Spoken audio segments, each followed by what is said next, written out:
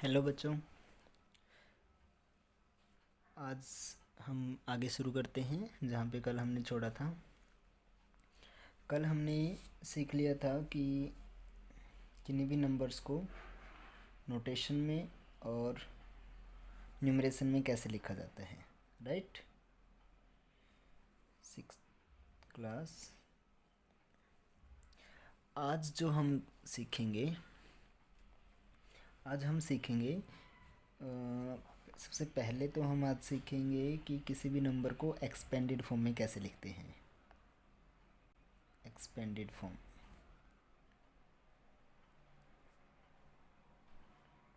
दूसरा हम सीखेंगे एक्सपेंडेड फॉर्म से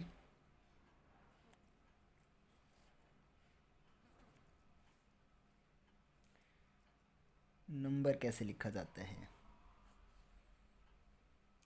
तीसरा हम सीखेंगे कि किसी भी डिजिट के लार्जेस्ट एंड स्मॉलेस्ट नंबर कौन से होते हैं। उसके बाद क्वेश्चन नंबर फोर्थ हम जो फोर्थ टाइप हम सीखेंगे वो सीखेंगे place value and face value of any digit. तो ये चार चीज़ें आज हम सीखेंगे। सबसे पहले हम शुरू करते हैं एक्सटेंडेड फॉर्म से। तो एक्सटेंडेड फॉर्म क्या होती है कि नंबर को जो पीरियड्स होते हैं नंबर के उनके रूप में हम अलग अलग करके उनको लिखते हैं। कैसे? मान लीजिए आपको एक नंबर दे रखा है 373। तो इसकी एक्सपेंडेड फॉर्म हम कैसे लिखेंगे। तो हम अगर क्वेश्चन आप सोल्व कर रहे हो तो ये आपका नंबर दे रखा है तो आप सॉल्यूशन कैसे करोगे। सबसे पहले आप लिखोगे गिवन नंबर इज कितना है 373। उसके बाद आप लिखोगे कि expanded form of given number, expanded form of, या गिवन नंबर लिख दो या फिर जो नंबर आपको दे रखा है वो लिख दो। Clear? Is equal to, line ख़त्म हो जाती है तो आप यहाँ से स्टार्ट कर सकते हो आगे। इज इक्वल टू, अब आपको ये देखना है प्लेस काउंट करना। आप पिछली क्लास में सीख चुके हो, मतलब पिछले वीडियो में आपने सीखा था। टेबल का यूज़ कर सकते हो या आपको डायरेक्ट भी याद हो गया होगा कि ये वंस, टेंस, हंड्रेड। तो सबसे लास्ट में जो है आपका वो कौन सा है, 100th प्लेस वाला है। तो 3 मल्टीप्लाई, 3 की क्या करेंगे मल्टीप्लाई किसके साथ, इसका जो प्लेस है कौन सा प्लेस था इसका 100th। तो 3 इंटू 100। क्लियर?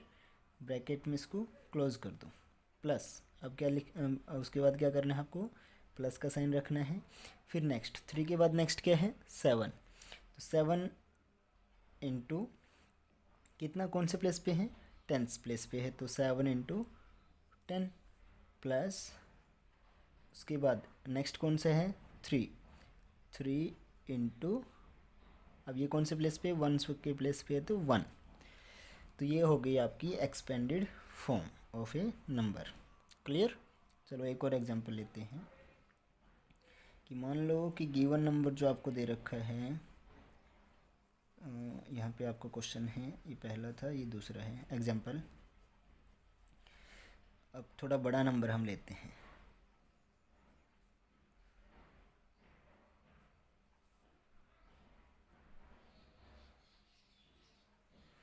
ये नंबर आपको दिया है तो आप लिखोगे कि गिवन नंबर इज,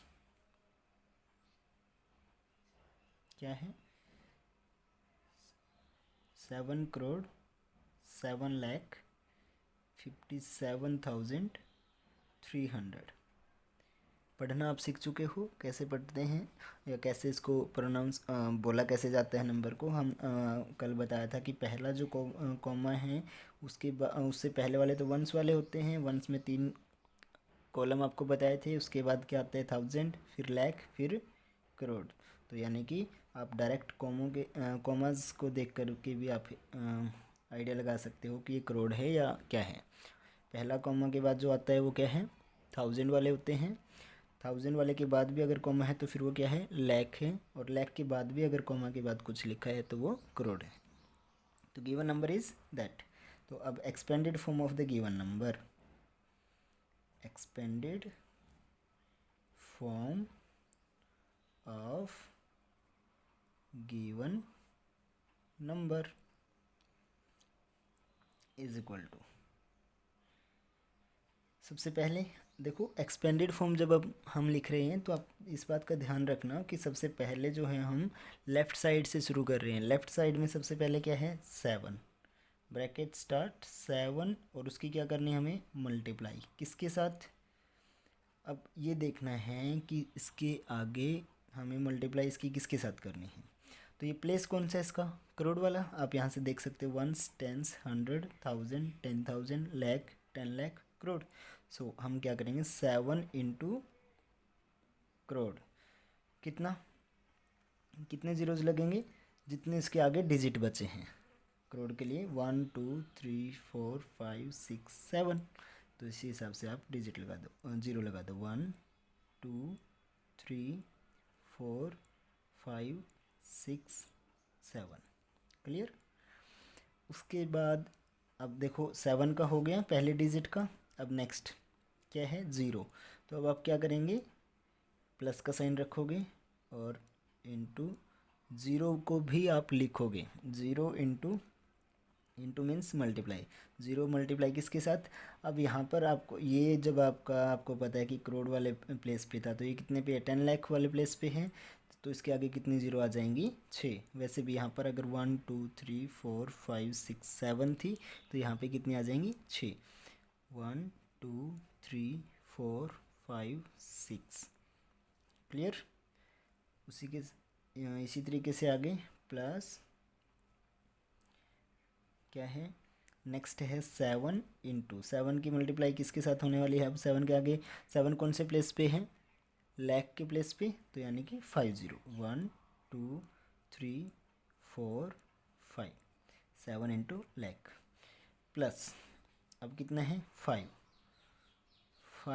मल्टीप्लाई कितना, अब यहाँ पर कितना है 5 कौन से प्लेस पे है वंस, टेंस, 100, 1000, 10,000।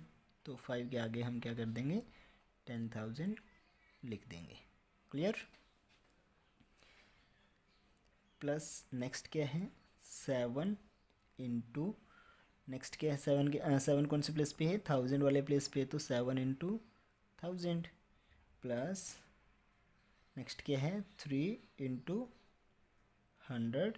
नेक्स्ट क्या है टेंस वाले प्लेस पे अब क्या है 0, तो आप लिखोगे 0 इंटू 10 प्लस नेक्स्ट क्या है 1 वाले प्लेस पे भी क्या है 0, 0 इंटू 1। तो ये आपकी हो गई एक्सपेंडेड फॉर्म। क्लियर। इसी हिसाब से आपको क्वेश्चन करने हैं।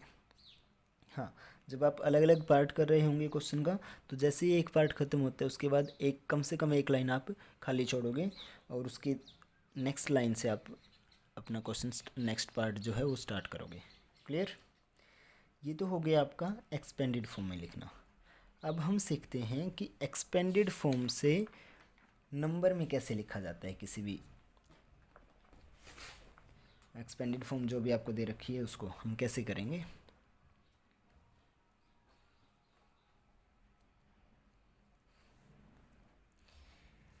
यहाँ पर हम सीख रहे हैं how to convert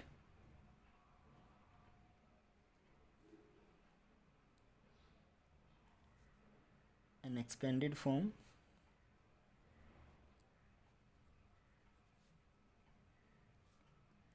into numeral. Expanded form को आप न्यूमरल में कैसे लिखोगे या नंबर्स में। तो एक एग्जांपल लेते हैं। मान लीजिए कि आपको गिवन एक्सपेंडेड फॉर्म जो दे रखी है उसी तरीके से आप लिखोगे यहाँ पर भी कि गिवन एक्सपेंडेड फॉर्म इज, क्या है जो आपको दे रखी है वो आप लिख लो। मान लीजिए कोई आपको ऐसे दे रखा है 6 into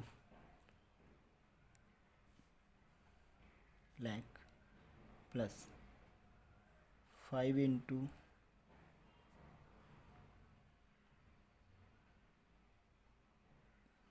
4, sorry 5 into 10,000 plus 3 into 1000 plus 2 into 100 plus 7 into 10 plus 8 into 1, ये आपको दे रखे हैं। तो इसका जो न्यूमरल होगा आप क्या लिखोगे, तो न्यूमरल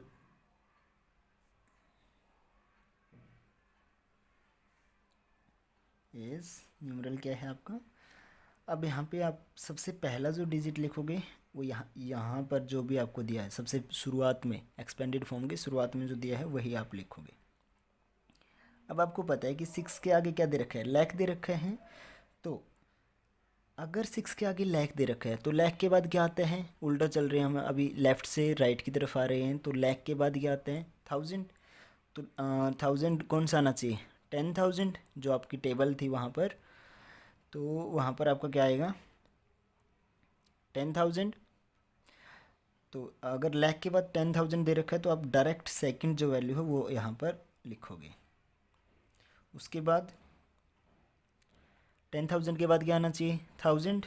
अगर 1000 दे रखा है तो वहाँ पर आप एज इट इज़ जो उसके आगे था वो लिखोगे। 1000 के बाद उसी तरीके से अगर 100 दे रखा है तो 100 के साथ लिखा हुई वैल्यू आप लिख दोगे, प्लस सॉरी प्लस नहीं, अब नेक्स्ट अगर 100 के बाद क्या आता है टेंस, तो वहाँ पर क्या है 7, और टेंस के बाद क्या आता है वंस, तो 8। तो यहाँ पर आपका जो न्यूमरल हो गया, आप न्यूमरल लिखने के बाद कॉमास भी लगाओगे। पहला कॉमा कितने के बाद 2 के बाद, सॉरी 3 के बाद, और फिर नेक्स्ट कॉमा 2 के बाद। तो ये क्या बन गया हमारा 6,53,278। क्लियर। एक और एग्जांपल हम लेते हैं जिसमें कोई ना कोई टर्म मिसिंग हो सकती है। अच्छा, उसके लेने से पहले इस सम को आप दूसरे तरीके से भी कर सकते हो। कैसे कि सबसे पहले आप इधर देखोगे क्या दे रखा है आपको। अगर मतलब वंस वाला दे रखा है तो वंस वाला यहाँ पे डिजिट आपने लिख लिया। 1 इंटू 8 क्या होता है 8।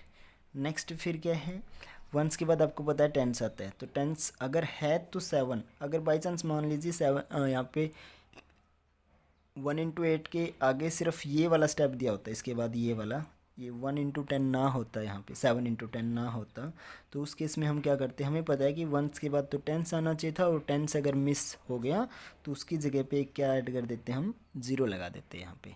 उसी टाइप का एक हम एग्जांपल लेते हैं।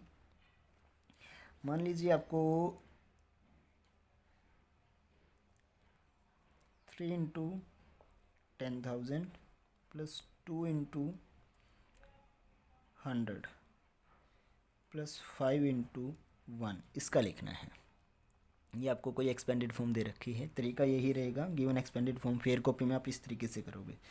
तो इसको हम कैसे लिखेंगे, सबसे पहले यहाँ पे क्या दे रखा है आपको 3। 3 के आगे कितने ज़ीरो हैं 1 2 3 4, यानी कि 10,000। तो 10,000 से पहले क्या आना चाहिए था 1000, और यहाँ पे 1000 वाला तो है नहीं, तो इसलिए यानी कि हमें क्या करना पड़ेगा, एक यहाँ पे 1000 के लिए एक ज़ीरो लगानी पड़ेगी। उसके बाद 1000 के बाद क्या आता है 100।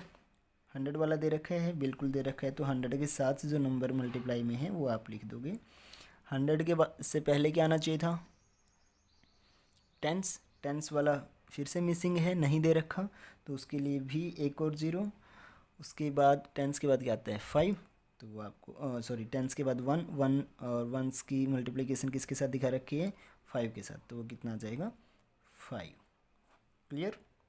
एक और आसान तरीका है, आप पहला नंबर एज इट इज़ लिख लीजिए, उसके बाद ये देखो कि उसके बाद कितनी ज़ीरो दी गई है, 1 2 3 4, अगर 4 ज़ीरो दी गई है। और जो नेक्स्ट आपकी टर्म है ये, जहाँ पे मल्टीप्लाई की जाती है किसी भी जैसे 2 3 4 5 6 7 8 जो भी है उसकी, जिसके साथ भी मल्टीप्लिकेशन आपको दिखा रखी है, अगर यहाँ पे 4 ज़ीरो थे और इस केस में कितने हैं, 2 ज़ीरो, तो यानी कि 4 के बाद इन्होंने कितने ज़ीरो दे दिए, 2, और होने कितने चाहिए थे, 3, तो 1 ज़ीरो कम है, तो वो हम यहाँ पे लिख देंगे। उसके बाद 2 ज़ीरो के यानी कि 100 वाले के साथ जो मल्टीप्लाई में वो यहाँ पर। अब आपको पता है कि 100 वाले के बाद कितने होने चाहिए थे, ज़ीरो, 10 वाला भी नहीं है तो उसके लिए भी एक ज़ीरो, और फिर 10 के बाद क्या होना चाहिए था, 1 जो दे रखा है, तो 1 के साथ जो मल्टीप्लाई में है उसको हम मल्टीप्लाई करके लिख देंगे 5। क्लियर। यहाँ पर आप दोबारा देखिए एक बार कि यहाँ पे कितने ज़ीरोज़ दिए गए थे, 5, तो 5 ज़ीरोज़, पहला तो हम वैसे भी एज इट इज़ लिखते हैं। 5 के बाद यहाँ पे देखिए 4 ज़ीरो दिए गए थे, तो इसलिए हमने सीधा 5 लिख लिया था। 4 के बाद 3 ज़ीरो वाला दे रखा था, 3, 2, 2, 7 और 8, क्योंकि यहाँ पे कोई लगातार आपको दिया गया था, इसमें कुछ भी मिसिंग टर्म नहीं थी। क्लियर है। अब उसके बाद हम सीखेंगे कि किसी भी नंबर ऑफ़ डिजिट्स का सबसे भाई जैसे कि 5 डिजिट का या 6 डिजिट्स का, 7 डिजिट्स का सबसे बड़ा और सबसे छोटा नंबर क्या होता है। अब हम सीखेंगे कि लार्जेस्ट क्या होता है, सबसे बड़ा। लार्जेस्ट क्या होता है, सबसे बड़ा। लार्ज होता है बड़ा, लार्जेस्ट जिसके पीछे ई एस टी लग जाता है वो उसके आगे यानी कि सबसे, चाहे वो आप जैसे लार्जेस्ट सबसे बड़ा, स्मॉलेस्ट उसी तरीके से क्या हो जाएगा, सबसे छोटा, क्योंकि स्मॉल का मतलब क्या होता है, छोटा। तो लार्जेस्ट नंबर अगर आपको बोल दिया, देखो आप सोचो कि 1 डिजिट का सबसे बड़ा नंबर कौन सा है जिसमें सिर्फ एक ही डिजिट है। सोचिए ध्यान से, 1 है, नहीं 1 से बड़ा तो 2 है, 2 से बड़ा 3 है, 4 5 6 7 8 9 और 9, तो इसलिए 9 क्या है, सबसे बड़ा नंबर है किसका, एक डिजिट का। क्यों, क्योंकि 9 से नेक्स्ट जो आता है वो क्या है, 10, और 10 में तो 1 और 0, देखो 9 से नेक्स्ट क्या आता है, 10, लेकिन 10 में तो क्या हो गया, 2 डिजिट होगी ना, कौन सी, एक 1 और दूसरा 0, तो इसलिए 1 डिजिट का सबसे बड़ा नंबर क्या हो गया, 9। तो हम क्या लिखेंगे कि लार्जेस्ट नंबर ऑफ 1 डिजिट क्या है, 9। अब 1 डिजिट के बाद क्या आता है, 2 डिजिट, तो लार्जेस्ट नंबर ऑफ 2 डिजिट क्या हो जाएगा, सोचिए, लार्जेस्ट नंबर ऑफ 2 डिजिट 80 होता है क्या, नहीं 80 से बड़ा तो 81 होता है, 90, नहीं 90 से बड़ा तो 91 होता है, अच्छा 100 होता है क्या, 100 तो 2 डिजिट में होता ही नहीं, 100 में तो 3 डिजिट हो गए। अगर हम 100 लिख रहे हैं तो 100 में तो कितना हुआ, 1 2 और 3, 3 डिजिट हो गए ना, तो हम तो दो डिजिट की बात कर रहे हैं, तो इसलिए 100 तो नहीं आएगा। तो इसका मतलब 100 से छोटा नंबर कौन सा होता है, 100 से बिल्कुल पहले कौन सा नंबर आता है, 99, और 99 ही क्या हो जाएगा, 2 डिजिट्स का सबसे बड़ा number, the largest number of 2 digit कितना हो गया, 99। उसी तरीके से अब आपसे अगर 3 डिजिट का लार्जेस्ट नंबर पूछा जा रहा है तो वो हम क्या बताएंगे, 999। 3 डिजिट का सबसे बड़ा नंबर 999, 4 डिजिट का सबसे बड़ा नंबर 9999, क्या हो गया, 9999। तो एक ट्रिक समझ में आई कि सबसे बड़ा नंबर लिखने के लिए हम देखो ध्यान से देखिएगा, कुछ एक पैटर्न चला जा रहा है। एक डिजिट का लिखना था 9 लिखा, 2 डिजिट का लिखना था 99 लिखा, 3 डिजिट का लिखना था 999 लिखा, 4 डिजिट का सबसे बड़ा नंबर अगर आपको लिखना था तो 9999 लिखा। तो इसी तरीके से अगर आपसे पूछ लिया जाए कि 5 या 6 या 7 डिजिट का सबसे बड़ा नंबर बताओ, तो हम क्या करेंगे, जितने भी डिजिट का लार्जेस्ट नंबर पूछा जाता है उतने ही क्या लिख देंगे, 9। जैसे कि क्या हो जाएगा कि लार्जेस्ट नंबर ऑफ 7 डिजिट 1 2 3 4 5 6 7। और हम क्या करेंगे, कॉमास लगाने बहुत ज़रूरी हैं। तो कॉमा लगाने का तरीका आपको पता ही है, पहला कॉमा कितने के बाद, 3 के बाद, और उसके बाद 2 के बाद। अब लास्ट में कितने बच गए, 2 बच गए। यहाँ पे कॉमा लगाने की आवश्यकता है या नहीं है? देखो यहाँ पे कॉमा कब लगाते हैं, जब इसके बाद एक और कुछ ना कुछ डिजिट यहाँ पे लिखी गई होती, तो क्योंकि सबसे इस कॉमा के साथ किसी भी नंबर को ख़त्म या शुरुआत नहीं की जाती है, क्लियर, तो इसलिए यहाँ पे नहीं आएगा।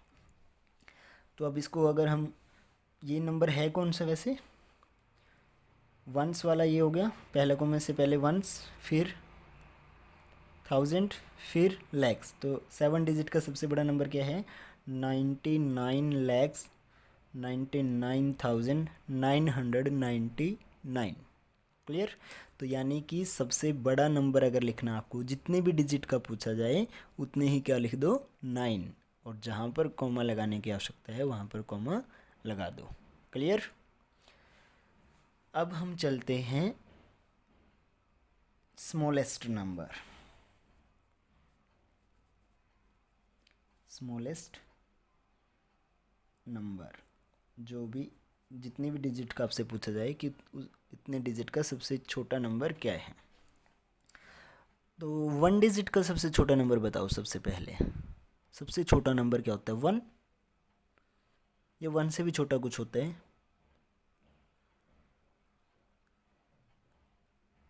क्या होता है, 0। हम पॉजिटिव नंबर्स की बात कर रहे हैं या वोल नंबर की हम बात करें, तो स्मॉलेस्ट नंबर ऑफ 1 डिजिट क्या हो जाएगा,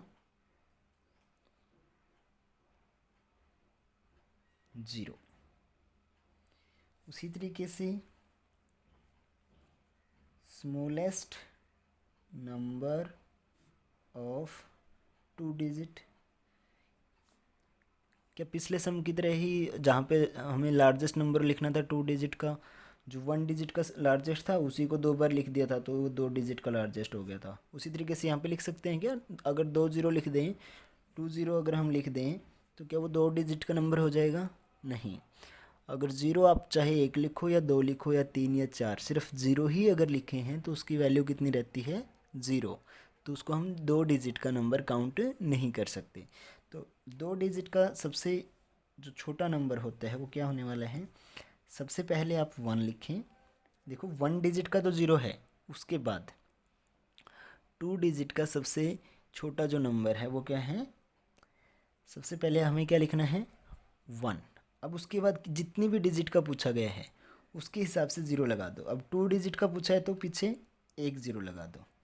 क्यों? क्योंकि 1 हम एक तो 1 लिख चुके हैं, एक 0, तो 2 डिजिट हो गई ना। तो 2 डिजिट का सबसे छोटा जो नंबर है वो क्या आ गया, 10। उसी तरीके से स्मॉलेस्ट नंबर ऑफ 3 डिजिट क्या हो गया, सबसे पहले क्या लिखेंगे हम, 1। उसके बाद क्या लिखेंगे, अब 0 लगाएंगे। कितने 0 लगाएंगे, 3 डिजिट का है तो 2 0 लगाएंगे, क्योंकि 1 2 3 3 डिजिट हो गए। क्लियर। तो यानी कि जितनी भी डिजिट का नंबर सबसे छोटा नंबर आपसे पूछ लिया जाए, सबसे पहले 1 लिखो, उसके बाद जितने डिजिट का पूछा है उससे एक कम 0 लगा दो। जैसे कि अगर मान लो आपको 7 डिजिट का ही सबसे छोटा नंबर पूछ लिया जाए, तो आप क्या लिखोगे कि स्मॉलेस्ट नंबर ऑफ 7 डिजिट, क्या लिखेंगे हम, सबसे पहले क्या लिखते हैं, 1। अब कितने डिजिट का पूछा है, 7 का, तो पीछे कितनी ज़ीरो लगानी पड़ेंगी? 6, यानी कि जितने डिजिट का पूछा है उससे एक कम। 1 2 3 4 5 6। क्लियर? साथ में क्या लगा दो? कोमा। 1 2 3, 3 के बाद, उसके बाद 2 के बाद, उसके बाद आगे लगाने की आवश्यकता नहीं है। क्लियर? सो ये हो गया आपका 7 डिजिट का सबसे छोटा नंबर। और क्या हो गया ये? 1000, और ये 1000 के बाद लाख, 10 लाख। 10 लाख जो है 7 डिजिट का सबसे छोटा नंबर है। क्लियर? तो अब आप सीख चुके हो कि सबसे छोटा नंबर और सबसे बड़ा नंबर कितने भी डिजिट का अब आप आराम से निकाल सकते हो। क्लियर? अब हम सीखेंगे कि किसी डिजिट भाई जैसे कि 6 डिजिट के, अब सबसे छोटा और सबसे बड़ा तो हमने निकाल लिया। अब ये पता लगाएंगे कि टोटल नंबर कितने हैं। क्या पता लगाएंगे? कि 6 डिजिट के टोटल नंबर कितने हैं।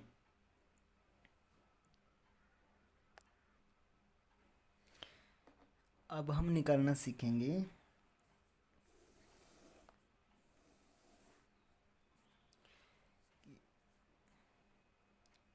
टोटल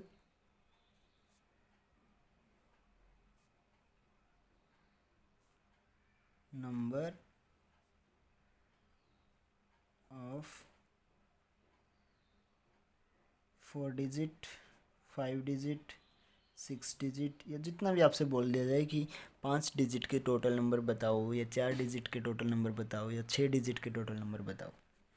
तो उसका सिंपल तरीका है, जितने भी डिजिट का आपसे टोटल नंबर पूछा गया है। अब जैसे कि यहाँ पे क्या पूछा है आपसे? 4 डिजिट का सबसे छोटा नंबर लिखा गया है। अगर ये बोल दिया जाए कि फाइंड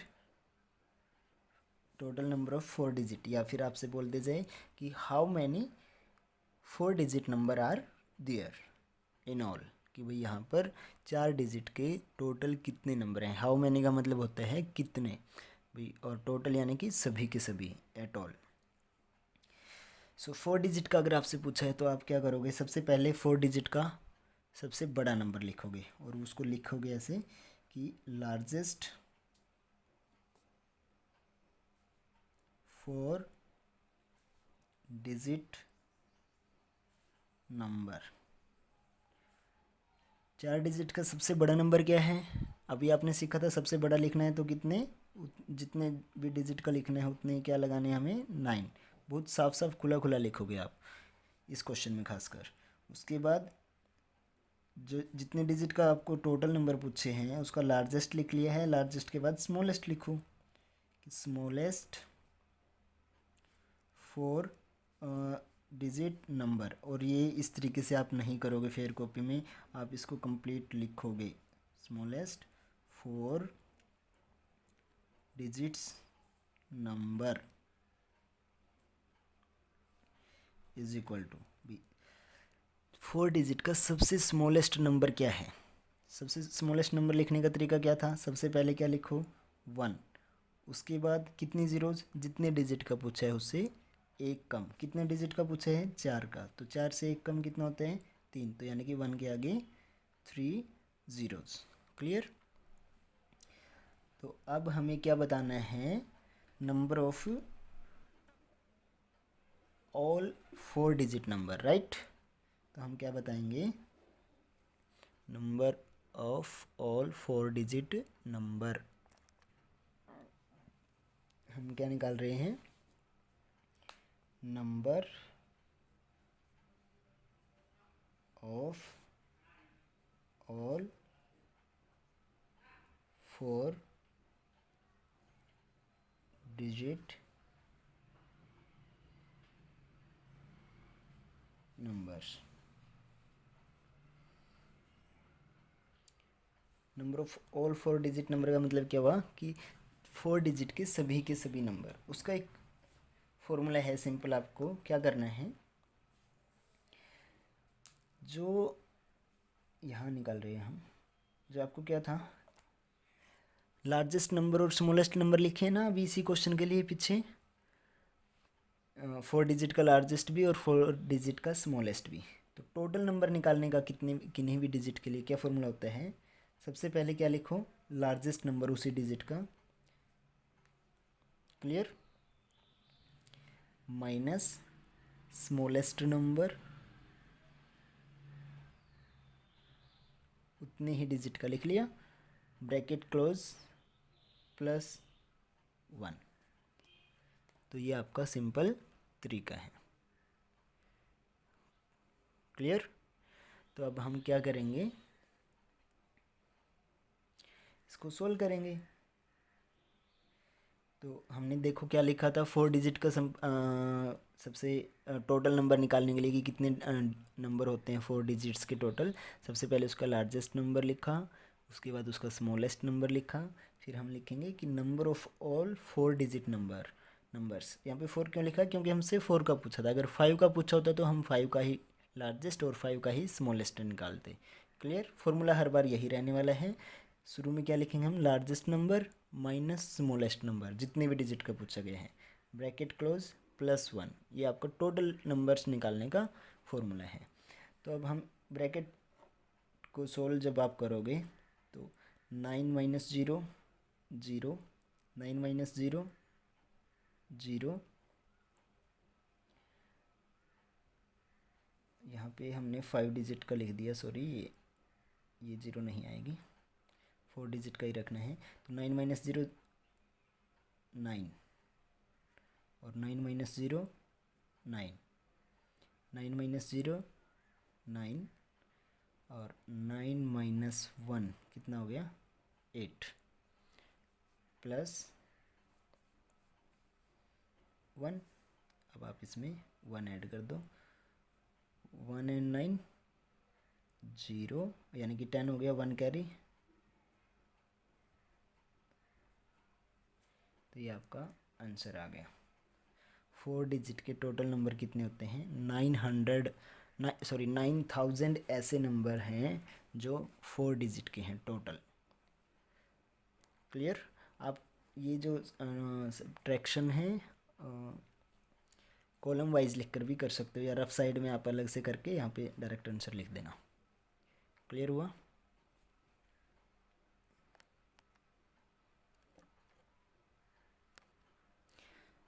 तो अब आप इसी मेथड से कितने भी डिजिट्स के टोटल नंबर वहाँ पर निकाल सकते हो। सिंपल तरीका क्या है, लार्जेस्ट नंबर लिखो उतने ही डिजिट का जितने डिजिट के टोटल नंबर आपसे पूछे हैं, फिर उसके बाद स्मॉलेस्ट नंबर लिखिए उसी डिजिट का, और उसके बाद क्या करो, total numbers of that digit, यानी कि 4 का पूछा था हमने 4 लिख दिया, 5 का पूछा था तो हम लिख देते या तो number of all 5 digit number, या फिर आप लिख सकते हो कि total number of 5 digit numbers. फिर उसके बाद लार्जेस्ट माइनस स्मॉलेस्ट प्लस 1, तो वो आपका सोल्व कर दो, आंसर आ जाएगा। क्लियर है। अब हम सीखते हैं प्लेस वैल्यू और फेस वैल्यू। प्लेस वैल्यू,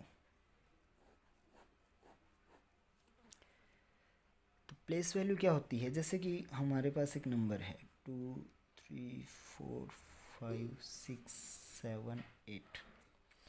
तो मान लीजिए आपको यहाँ पर आपसे पूछा जाता है कि 5 की प्लेस वैल्यू बताइए, या 6 की बताइए, या 7 की बताइए।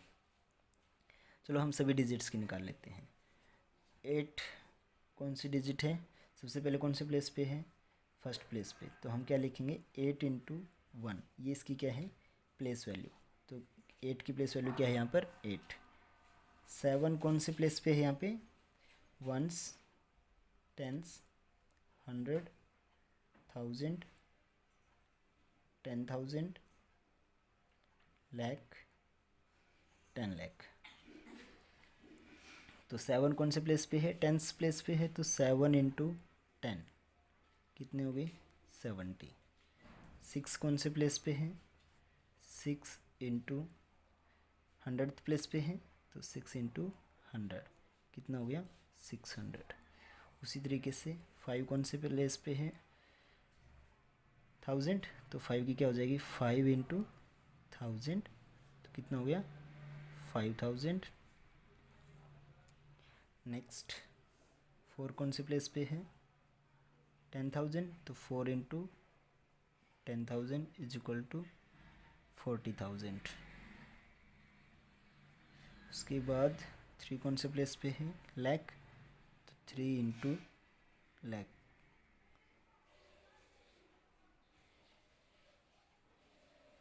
तो कितना हो गया आपका? 3 लाख।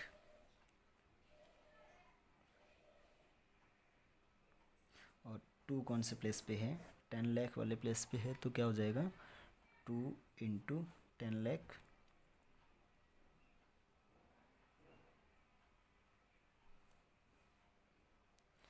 तो आंसर कितना आ जाएगा आपका? 20 लाख। क्लियर? तो ये होती हैं प्लेस वैल्यू। प्लेस वैल्यू के लिए अगर आपको किसी नंबर की सभी डिजिट्स की प्लेस वैल्यू निकालनी पड़ती है तो आप सभी डिजिट की भी निकाल सकते हो, या फिर जैसे मान लीजिए कि आपसे सिंपल 4 की पूछी गई होती तो हम क्या करते, उसका प्लेस काउंट कर लो, 1s 10s 100 1000 10,000, तो उस नंबर की उसके प्लेस के साथ ही मल्टीप्लाई कर दो कि ये 10,000 वाले प्लेस पे है, तो 4 इंटू 10,000 कितना हो गया? 40,000। क्लियर? या फिर सिंपल ये भी कर सकते हो आप कि जैसे 4 की प्लेस वैल्यू पूछी गई है तो 4 से आगे कितने डिजिट हैं? 1 2 3 4, तो 4 के आगे 4 डिजिट 4 जीरो लगा दो, तो वही उसकी क्या हो जाएगी? Place value. क्लियर? और जो फेस वैल्यू होती है वो किसी, जैसे कि यही नंबर है, इस यहाँ पर अगर आपसे 8 की फेस वैल्यू पूछी जाती है तो 8 की फेस वैल्यू 8 ही रहेगी, चाहे वो यहाँ पर है या फिर यहाँ पर है, या यहाँ पर है या यहाँ पर है, मतलब इस बात से कोई फ़र्क नहीं पड़ता कि वो कौन से प्लेस पर है, फेस वैल्यू उस डिजिट की वही डिजिट रहती है। जैसे कि इस 5 की प्लेस वैल्यू तो क्या है आपकी?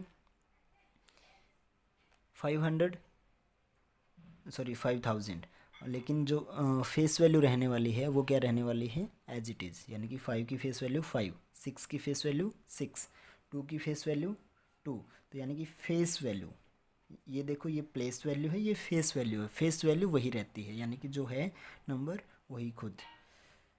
तो दैट्स इट, आज का आपका इतना ही था। क्वेश्चन जो मिलेंगे साफ साफ फेयर कॉपी में आप करोगे।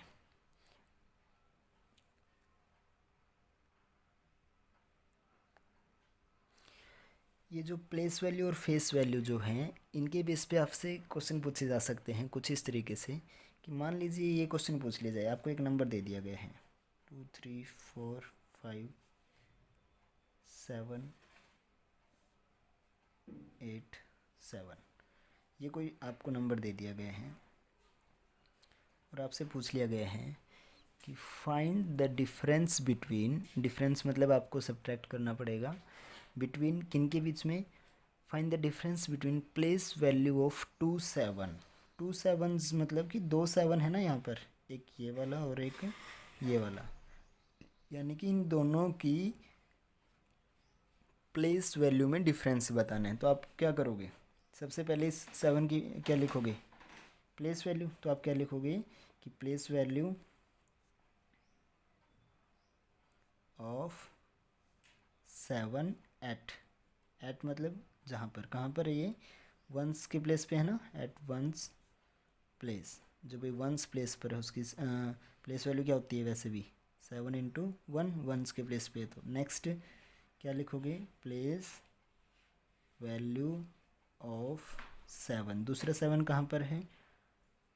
100 प्लेस पे है, एट 100